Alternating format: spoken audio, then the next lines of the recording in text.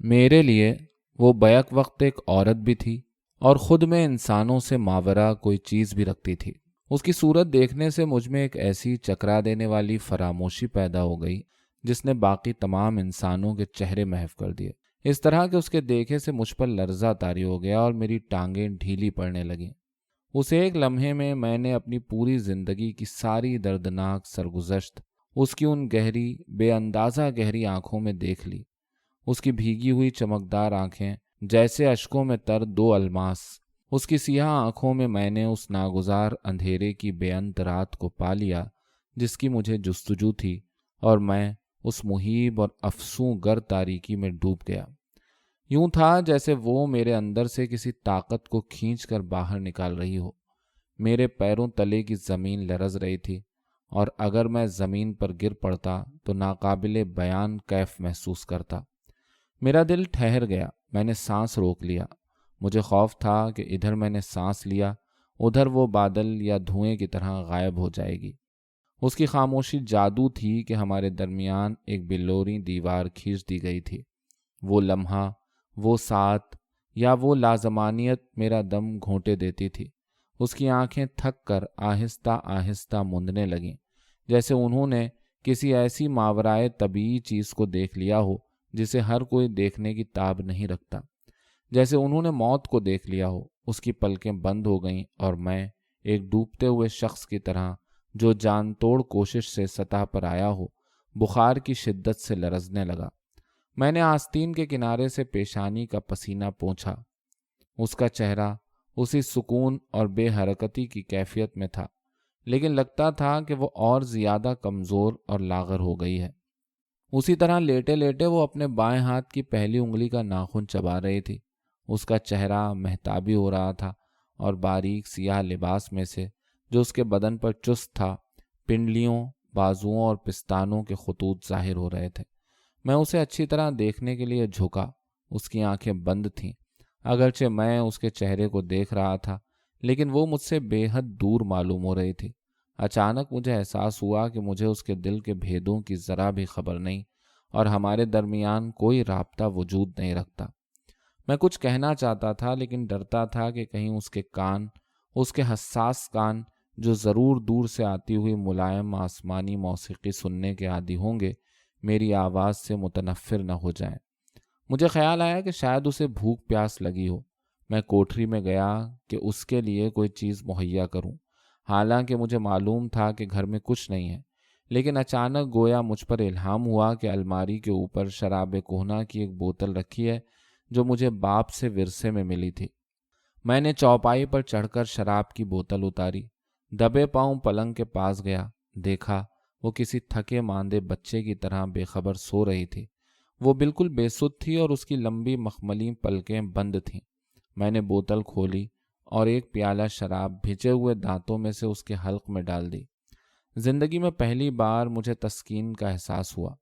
میں اس کی بند آنکھوں کو یوں دیکھ رہا تھا جیسے وہ آسیب جس نے مجھے جکڑ رکھا تھا، وہ کابوس جو اپنے آہنی پنجوں سے مجھے بھینچ رہا تھا، کچھ دیر کے لیے سو گیا ہو۔ میں نے اپنی کرسی پلنگ کے پاس کھینچ لی اور اس کے چہرے کو خیرہ ہو کر دیکھنے لگا۔ کیا بچوں کی سی صورت تھی، اور کیا عجیب کیفیت!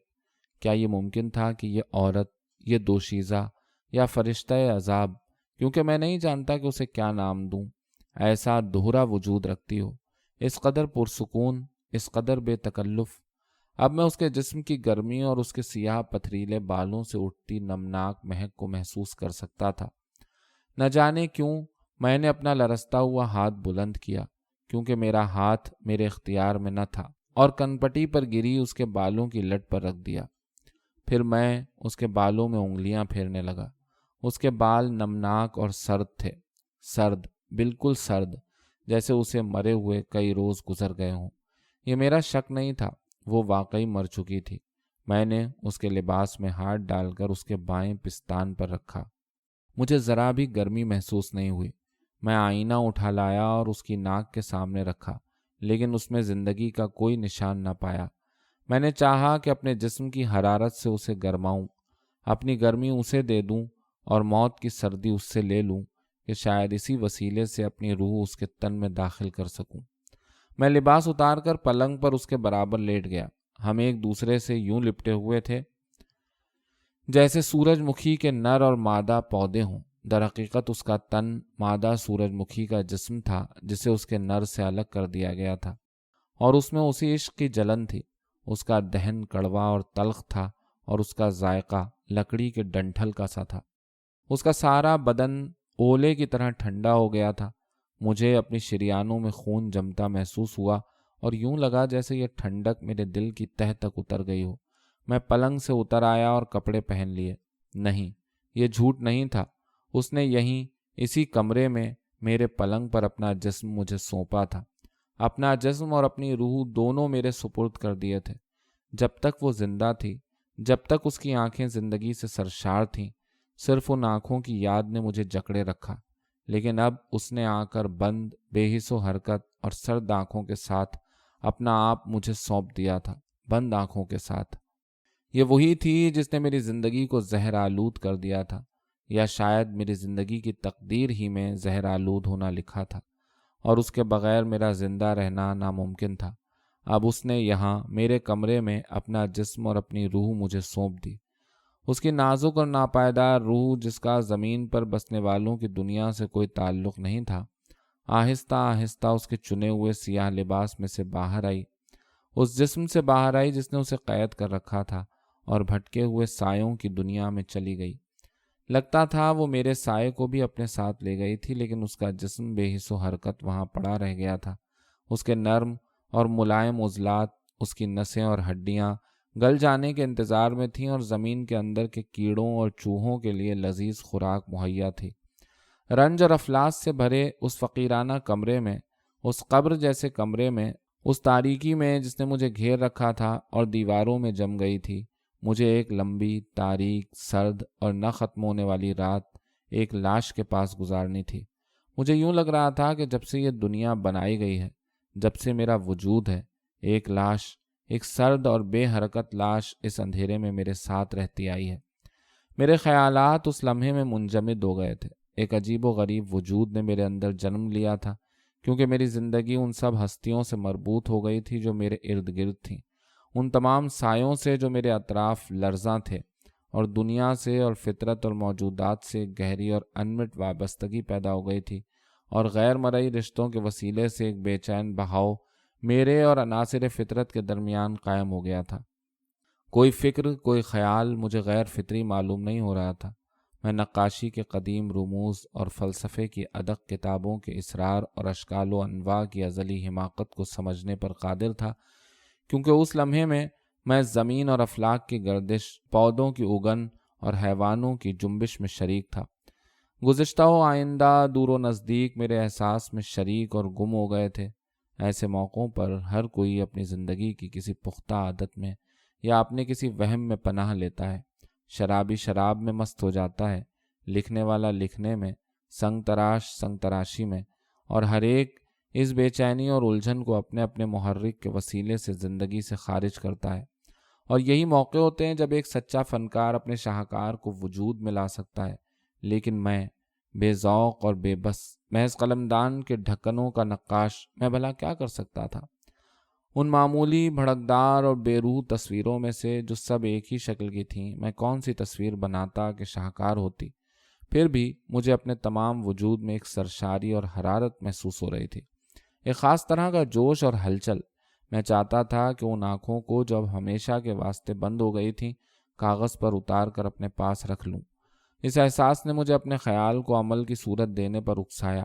مجھ میں ایک عجیب طرح کی زندگی پیدا ہو گئی۔ اس وقت جب میں ایک لاش کے ساتھ محبوس تھا، اس خیال نے مجھ میں عجب نشاط پیدا کیا۔ آخر میں نے دھواں دیتے چراغ کو گل کیا اور 2 شمعدان لا کر اس کے سرہانے روشن کر دیے۔ شمع کی لرزتی ہوئی روشنی میں اس کا چہرہ اور پرسکون ہو گیا تھا، اور کمرے کی دھندلی روشنی میں وہ ایک پراسرار اور آسمانی کیفیت میں لگ رہی تھی۔ میں کاغذ اور نقاشی کا سامان لے کر اس کے پلنگ کے پاس آیا۔ ہاں، یہ پلنگ اب اس کا تھا۔ یہ سورج جسے آہستہ آہستہ گل کر نابود ہو جانا تھا، اور جو اس وقت بے حرکتی اور ٹھہراؤ کی کیفیت میں تھی۔ میں اس کے خطوط کو بہت آرام سے کاغذ پر اتار لینا چاہتا تھا۔ میں چاہتا تھا کہ اس کی صورت کے وہ خطوط چنوں جنہوں نے مجھے متاثر کیا تھا۔ میری نقاشی چاہے سادہ اور مختصر ہو لیکن مؤثر اور روح رکھتی ہو۔ میں اب تک قلمدانوں پر محض عادت کی بنا پر ایک سی تصویریں بنایا کرتا تھا، اب اپنی فکر کو کام میں لا کر مجھے اپنے خیال کو، یعنی اس واہمے کو مجسم کرنا تھا جس نے اس کی صورت سے اٹھ کر مجھ پر اثر کیا تھا۔ اس کے چہرے پر ایک نگاہ ڈال کر مجھے آنکھیں بند کر لینی تھی اور اس کے منتخب نقوش کو کاغذ پر لانا تھا کہ اپنے ذہن کے وسیلے سے اپنی جکڑی ہوئی روح کے لیے تریاق پیدا کر سکوں۔ آخرکار میں نے بے حرکت خطوط و اشکال کی دنیا میں پناہ لی۔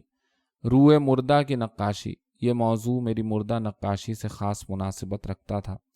اصل میں لاشوں ہی کا نقاش تھا، لیکن کیا اس کی آنکھوں کو، بند آنکھوں کو دوبارہ دیکھنا ضروری تھا؟ کیا وہ ابھی تک میرے ذہن اور فکر میں کافی مجسم نہیں ہوئی تھی؟ میں نہیں جانتا صبح تک کتنی بار میں نے اس کی تصویر بنائی، لیکن کوئی بھی میرے جی کو نہ لگی۔ جو بھی تصویر بنائی پھاڑ ڈالی۔ اس کام میں مجھے تھکن کا احساس ہوا اور نہ وقت کے گزرنے کا۔ اندھیرا چھٹ رہا تھا، ایک گدلی سی روشنی کھڑکی کے شیشے میں سے کمرے میں داخل ہو رہی تھی۔ میں جو تصویر بنانے میں منہمک تھا وہ مجھے پچھلی تمام تصویروں سے بہتر لگ رہی تھی، لیکن آنکھیں، وہ کسی ناقابل معافی گناہ پر سرزنش کرتی ہوئی آنکھیں، میں کاغذ پر نہ اتار سکا۔ میرے ذہن سے ان آنکھوں کا وجود اور ان کی یاد بالکل مٹ چکی تھی۔ میری کوشش بیکار تھی۔ کتنا ہی اس کے چہرے پر نگاہ جماتا، ان آنکھوں کی کیفیت ذہن میں نہ آتی تھی۔ اچانک اسی وقت میں نے دیکھا کہ اس کے رخساروں پر ہلکی سی سرخی آئی اور ہوتے ہوتے ان کا رنگ قصاب کی دکان پر لٹکے ہوئے گوشت کا سا ہو گیا۔ اس میں پھر سے جان پڑ رہی تھی۔ اس کی بے اندازہ گہری اور حیران آنکھیں، جن میں زندگی کا تمام تر فروغ جمع ہو گیا تھا اور جو بیماری کی دھیمی روشنی سے چمک رہی تھیں، وہ سرزنش کرتی ہوئی آنکھیں بہت آہستہ آہستہ کھلیں اور میرے چہرے کی طرف اٹھیں۔ پہلی بار اس نے میری طرف توجہ کی، مجھ پر نگاہ ڈالی اور پھر اس کی آنکھیں مند گئیں۔ اس بات میں شاید ایک لمحے سے زیادہ نہیں لگا ہوگا، لیکن یہ عرصہ میرے لیے اس کی آنکھوں کی کیفیت پانے کو کافی تھا تاکہ میں اس کیفیت کو کاغذ پر اتار سکوں۔ میں نے منہ قلم سے اس کیفیت کو کاغذ پر نقش کیا اور اب کہ میں نے تصویر کو نہیں پھاڑا، تب میں اپنی جگہ سے اٹھا اور آہستہ آہستہ اس کے نزدیک گیا۔ وہ میرے تصور میں زندہ تھی، پھر سے جی اٹھی تھی۔ میرے عشق نے اس کے جسم میں روح پھونک دی تھی، لیکن جب میں اس کے نزدیک گیا تو مجھے لاش کی بو محسوس ہوئی، ایک گلتی ہوئی لاش کی۔ اس کے جسم پر چھوٹے چھوٹے کیڑے چل پھر رہے تھے اور شہد کی 2 مکھیاں شمع کی روشنی میں اس کے اوپر اڑ رہی تھیں۔ وہ بالکل بے جان تھی، لیکن پھر اس کی آنکھیں کس طرح کھلیں؟ کیا یہ میں نے خواب دیکھا تھا یا حقیقت تھی؟ میں نہیں چاہتا کہ کوئی مجھ سے یہ سوال کرے، لیکن اصل چیز اس کی صورت تھی نہیں، بلکہ اس کی آنکھیں، اور وہ اب میرے پاس تھیں۔ اس کی آنکھوں کی روح کاغذ پر اب میرے پاس موجود تھی۔ اس کے باقی جسم کی اب مجھے کوئی ضرورت نہیں تھی، اس جسم کی جس کا مقدر نابود ہونا اور زمین کے کیڑوں اور چوہوں کی خوراک بننا تھا۔ اب سے بعد وہ میرے بس میں تھی، میں اس کی مخلوق نہ تھا۔ میں جب چاہتا اس کی آنکھوں کو دیکھ سکتا تھا۔ میں نے ہر ممکن احتیاط سے اپنی بنائی تصویر کو اٹھایا، اسے ایک دھات کی صندوقچی میں رکھا جو میری تجوری تھی، اور اسے کوٹری کی الماری میں چھپا کر رکھ دیا۔ رات دبے پاؤں گزر رہی تھی، یوں لگتا تھا جیسے وہ چلتے چلتے تھک گئی ہو۔ نہایت مدھم آوازیں بہت دور سے کان میں آتی تھیں، جیسے نیند میں کسی پرندے کے اڑنے کی یا سبزے کے اگنے کی آواز۔ پھیکے ستارے اس وقت بادلوں کے پیچھے چھپ گئے تھے۔ صبح کا دھیما سانس مجھے اپنے چہرے پر محسوس ہو رہا تھا۔ تبھی کہیں دور سے مرغ کی بانگ سنائی دی۔ اس کی لاش کا کیا کروں؟ اس لاش کا جو اب گلنے لگی تھی۔ پہلے سوچا کہ اسے اپنے کمرے ہی میں دفن کر دوں، پھر خیال آیا کہ اسے باہر لے جا کر اس کنویں میں ڈال دوں جس کے گرد نیلوفر کے پھول اگے ہوئے تھے، لیکن کسی کی نظروں سے بچ کر یہ سب کرنے کے لیے کتنی ذہانت، کتنی مشقت اور کتنی چابک دستی کی ضرورت تھی۔ پھر میں یہ نہیں چاہتا تھا کہ کوئی غیر نگاہ اس پر پڑے، سو یہ سارا کام مجھے تنہائی میں خود اپنے ہاتھوں سے انجام دینا تھا۔ مجھے اپنی فکر نہ تھی، اس کے بعد میرے جینے کا کیا فائدہ تھا، لیکن معمولی انسانوں میں کسی اور کی نظر اس کی لاش پر نہیں پڑنی چاہیے۔ اسی لیے اس نے میرے کمرے میں آ کر اپنا سرد جسم اور اپنی روح مجھے سونپی تھی کہ کوئی اور اسے نہ دیکھے، وہ کسی اور کی نگاہ سے آلودہ نہ ہو۔ آخر مجھے خیال آیا، اگر اس کے جسم کو ٹکڑے ٹکڑے کر دوں اور اپنے پرانے صندوق میں رکھ کر اسے انسانی نگاہوں سے دور، بہت دور لے جا کر دفن کراؤں۔ اس بار میں بالکل نہیں ہچکچایا۔ ہڈی کے دستے والا چاقو جو کوٹری میں رکھا تھا لے آیا اور سب سے پہلے بہت دقت سے اس کا نازک سیاہ لباس کاٹا جس نے مکڑی کے جالے کی طرح اسے قید کر رکھا تھا۔ اس کے بدن پر اس کے سوا اور کچھ نہ تھا۔ لگتا تھا وہ لمبے قد کی تھی کیونکہ وہ معمول سے زیادہ لمبی نظر آ رہی تھی۔ پھر میں نے اس کا سر الگ کیا، اس کے گلے سے جمے ہوئے خون کے لوتھڑے نکلنے لگے۔ پھر میں نے اس کے ہاتھ اور پاؤں قطع کیے اور سارے جسم کے اعضاء کو ترتیب سے صندوق میں جمایا اور اس کا سیاہ لباس اس پر کھینچ دیا۔ اس کے بعد میں نے صندوق کو تالا لگا کر چابی جیب میں رکھ لی۔ اس کام سے فارغ ہو کر میں نے سکون کا سانس لیا۔ جب میں نے صندوق کو ہلا کر وزن کا اندازہ کیا تو وہ خاصا بھاری تھا۔ اتنی تھکن مجھے کبھی محسوس نہیں ہوئی تھی۔ نہیں، میں اکیلے اس صندوق کو اٹھا کر نہیں چل سکتا تھا۔ بادل چھا گئے تھے اور ہلکی ہلکی بارش پھر ہونے لگی تھی۔ میں کمرے سے باہر نکلا کہ کسی شخص کو تلاش کروں جو میرے ساتھ یہ صندوق اٹھوا سکے۔ آس پاس کوئی جاندار دکھائی نہ دے رہا تھا۔ میں بڑی دشواری سے تھوڑی دور چلاؤں گا کہ کوہرے میں خمیدہ پشت بوڑھے کو دیکھا جو سرف کے ایک درخت کے نیچے بیٹھا تھا۔ اس کا چہرہ جو گردن کے گرد لپٹی شال میں چھپا ہوا تھا نظر نہ آیا۔ میں آہستہ آہستہ اس کے قریب پہنچا۔ ابھی میں ایک لفظ کہنے نہ پایا تھا کہ بوڑھا خشک اور کھرکھراتی آواز میں زور زور سے ہنسنے لگا، رونگٹے کھڑے کر دینے والی ہنسی۔ پھر وہ بولا، اگر تمہیں مزدور چاہیے تو میں حاضر ہوں، میرے پاس لاشیں لے جانے والی گاڑی بھی ہے، میں ہر روز لاشیں شاہ عبدالعظیم لے جا کر دفن کرتا ہوں، میں تابوت بھی بناتا ہوں، ہر ایک کے قد کے مطابق، بال برابر فرق نہ ہوگا، میں حاضر ہوں ہر وقت۔ اس نے اتنے زور کا قہقہا لگایا کہ اس کے کندھے لرزنے لگے۔ میں نے ہاتھ سے اپنے گھر کی طرف اشارہ کیا، لیکن اس نے مجھے ایک بھی لفظ بولنے کی مہلت نہ دی اور بولا، اس کی ضرورت نہیں، میں تمہارا گھر جانتا ہوں، بس ابھی پہنچا۔ وہ اپنی جگہ سے اٹھ کھڑا ہوا۔ میں اپنے گھر کی طرف چلا اور کمرے میں سے لاش کا صندوق گھسیٹ کر دروازے تک لے آیا۔ دیکھا تو لاشیں اٹھانے والا ایک بے حد پرانا اور شکستہ ریڑھا دروازے پر کھڑا تھا اور سیاہ رنگ کے دو کمزور گھوڑے اس میں جتے ہوئے تھے۔ خمیدہ پشت بوڑھا اوپر کوچوان کی گدی پر بیٹھا تھا اور اس کے ہاتھ میں ایک لمبا سا چابک تھا۔ اس نے مڑ کر مجھ پر نگاہ نہیں ڈالی۔ میں نے بڑی دقت سے صندوق کو گاڑی میں رکھا جہاں تابوت کے لیے خاص جگہ بنی ہوئی تھی۔ پھر میں بھی اوپر چڑھ گیا اور تابوت والی جگہ میں لیٹ گیا اور اپنا سر گاڑی کی کگر کی طرف رکھا تاکہ آس پاس دیکھ سکوں۔